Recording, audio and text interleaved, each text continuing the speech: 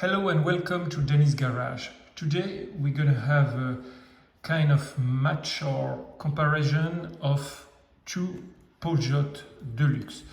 We have on the left side an automatic one, and on the other side the super slim mechanical or manual winding. So for those who doesn't know, Poljot means flight in English, and they were producing in the 60s and in the 70s some of the best Soviet watches, especially these deluxe models. There were basically three deluxe models. You had the automatic without date, the one with date, and this mechanical one. And today we have the chance to have the two models side by side. They are around the same era. So this one is the automatic one and this one is a manual winding. And we will compare a little bit the spec to see which one could fit the best for you.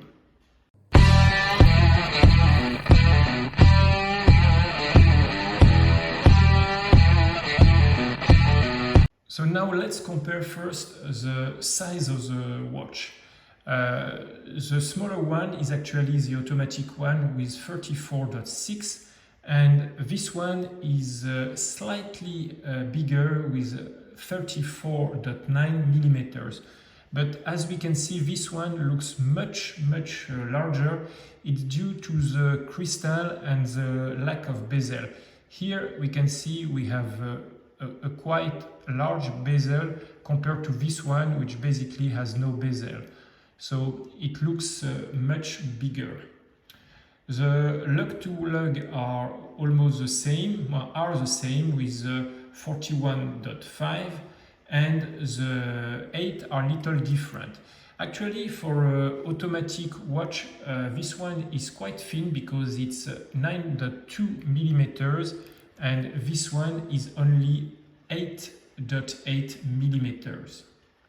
Let's talk about the look. So actually this one has a much simpler dial with indices and no numeral, and it also look more vintage due to the light gold color dial, but it's in my opinion looks more dressier than the automatic one with 12 and the 6 and this white dial.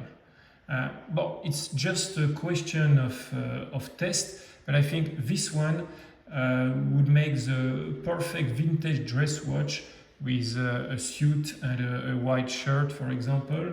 And this one is actually a little bit more versatile. You can also use it with a dress shirt, but I think it could also fit with a more casual shirt for on the weekend, for example, or during a casual evening. And actually, if we look at the back of the case, we can see that this one has no mention about water resistant or shock resistant, where the automatic one has a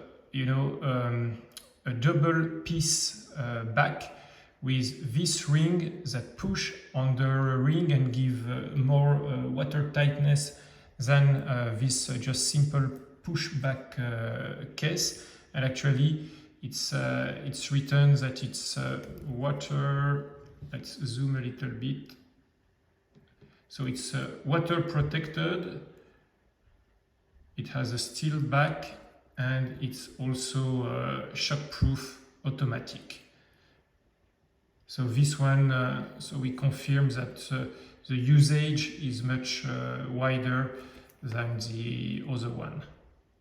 Okay, let's have a look at both movement. We'll start with the mechanical one, but both has incredible track record.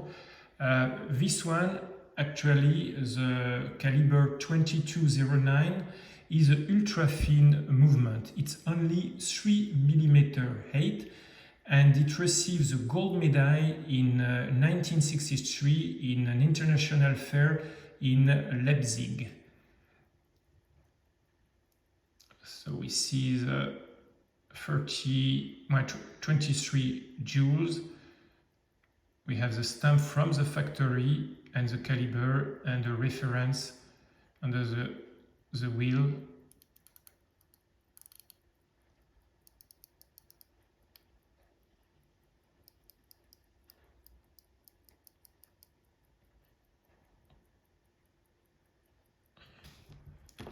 And this is the simple case back. Now let's have a look at the automatic one.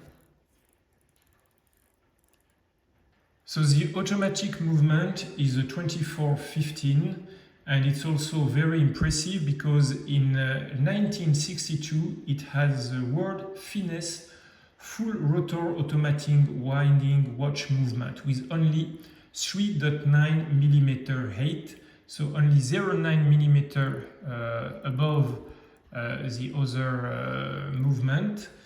And it has actually more jewels, this one, because it has 29 jewels instead of the 23, and both has the same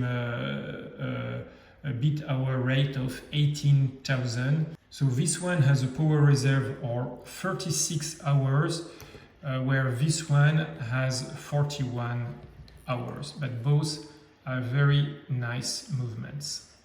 So before we jump to the conclusion, please like the video. It is a free content, so it helps really to support the channel. And don't forget to subscribe if you want to get more reviews on watches that you don't see anywhere else.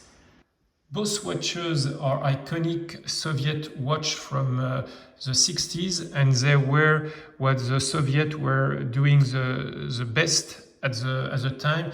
They could really compete with Western production without any shame. They are both really reliable, with an advantage for the automatic one, the 2415 with its automatic movement. So today you can still find this model at a very affordable price, at least less than the Swiss or German counterparts. And both of them here on top of that has been serviced.